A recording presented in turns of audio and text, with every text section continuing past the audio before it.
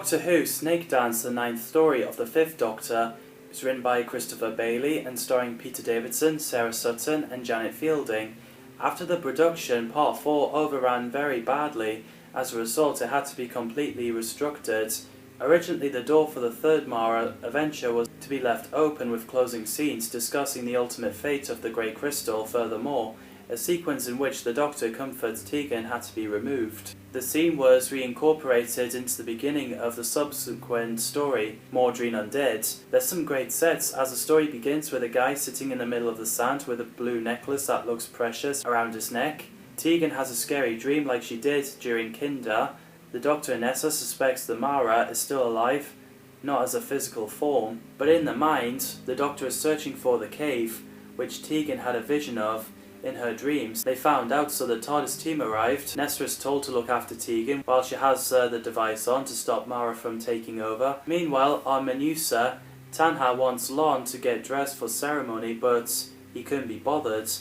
It's the ceremony of the end of the Mara. Lon is more interested in the jewel kept between the teeth of a model snake. It belonged to Ambril, a symbol of Mara that was kept for many years. Plus this great atmosphere. He quite made my hair stand on end.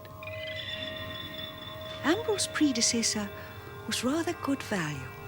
At the caves, Ambril mentions the legend of the snake and how they will add to the ceremony using the stories. While Tegan is frightened of toy snakes and ran away, Nessa told the Doctor what happened.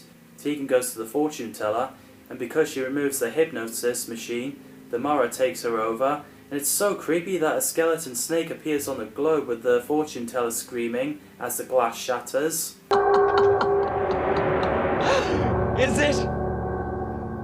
Well, look now. After Tegan escaped, she found Nessa and decided to hide from the fortune teller that she was taken away by two guys. The Doctor stumbled to the cave where Lon is having a lesson on Mara legend. After Tegan runs off again, she goes into the Hall of Mirrors, which is so cool and so terrifying.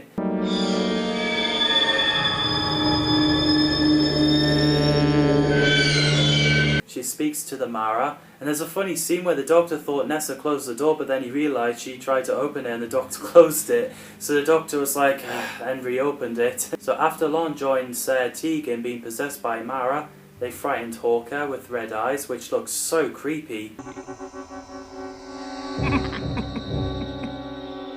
That's right. Look at me.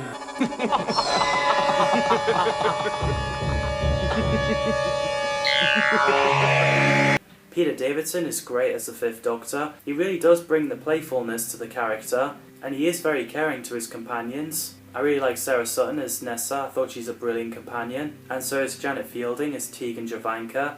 Her performance as Mara-possessed Tegan is stellar. So terrifying, especially the voice. Look at me.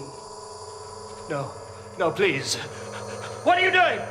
Look at me. If I had anyone like that in the same room as me, I'd be freaked out. I really loved Mara. I thought they're pretty cool and scary monsters. I love the fact that trailers for box sets have evolved into actual canon minisodes. Where the collection season 20, Tegan's surprise reunion, it was pretty emotional where she's hugging Nessa, but it turns out to be the dream by the Mara. Doctor, your one true companion.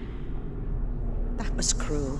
And it's pretty awesome, the idea of Mara forever being trapped in Tegan's mind, ultimately powerless. I hope we get to see them making future appearances. Tegan facing Mara again. Martin Clunes plays Lon, the heir to the Manusa title of the Federator when he meets the Doctors and companions. I thought he's brilliant. Funny enough, this is Martin Clunes' first major acting role, and then he goes on to appear on popular TV programs like Men Behaving Badly and Doc Martin. And it's so cool to see him reuniting with Janet Fielding on the box set. John Carson plays Ambril, a Menusan historian who replaced Dodgen as a director of the Historica Research, who thought Mara was destroyed. He's a great character. Colette O'Neill plays Tanha. Lon's mother struggled to make Lon understand responsibility to his role. She's brilliant. Apparently in Buddhism, Tanha means thirst or desire and leads to dukkha. Jill Bennett, Eleanor Braun, Judi Dench, Elspeth Gray, Sheila Hancock, Jean Marsh,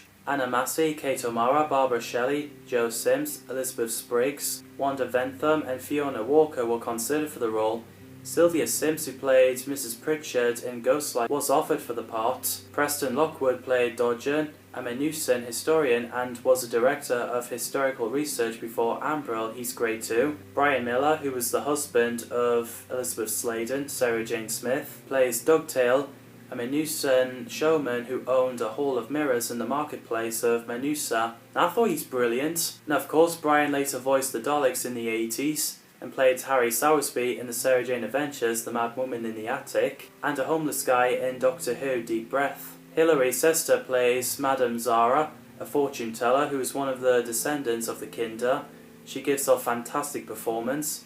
Jonathan Morris plays Chella, Menusan historian and Ambrell's assistant. I like him, he's canny. Brian Grellis plays the megaphone guy. Originally he was to be played by Christopher Farris, but he got dropped out, so Brian replaced him. The casts are fantastic. The direction by Fiona Cumming and the music by Peter Howell are superb, and the effects for its time and low budget is fantastic, especially where Tegan's eyes change and the snake on the arm. So the Doctor goes back to the palace to try convince Ambrell that he's telling the truth, but Ambrell orders him to be jailed. So later on, Lon went to Ambrell's office with a jewel and told him that they're more valuable artifacts, so they both got to the cave. As Ambrell is inside, he's surrounded by people who are possessed by Mara, which are Tegan, Lon and Dugdale, demanding to return the crystal, so he agrees. So the Doctor got given a diary written by Dodgen, Ambrell's predecessor as Director of Historical Research, as I've already mentioned. Dodgen believed that the Mara had not been destroyed and would someday return.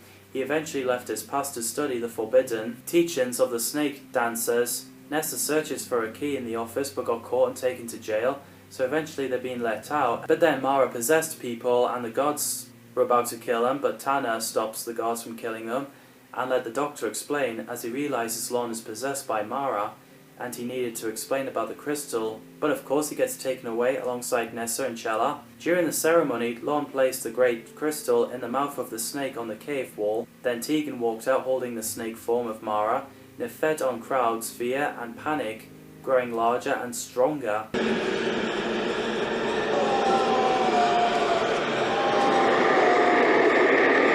While the Doctor is the only one who isn't affected, he focuses mental energy into his crystal in the battle of wills against the Mara. Although his resolve is tested when the Mara speaks to him with Tegan's voice, he won't submit. After the Doctor pulls the grey crystal from the wall, the Mara's possession is broken and the snake dies.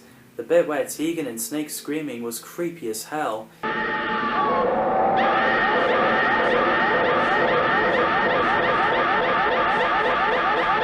In the end, Tegan is upset over Mara inside her and the Doctor comforts her. Great stuff in this story. Eric Saywood, the script editor, requested Christopher Bailey to write a third and final Mara story called May Time, but the story was scrapped because of the production problems, and because of industrial action issues and studio shortages at the time of filming, much of the set used for the production had to be recycled from other BBC productions. The set used for the 1982 A Song for Europe entertainment show released on March 1982 formed the main set elements for the Federators' living and working areas. What did you think of Snakedance? Let me know in the comments down below. Thanks for watching, and I'll see you in the next video.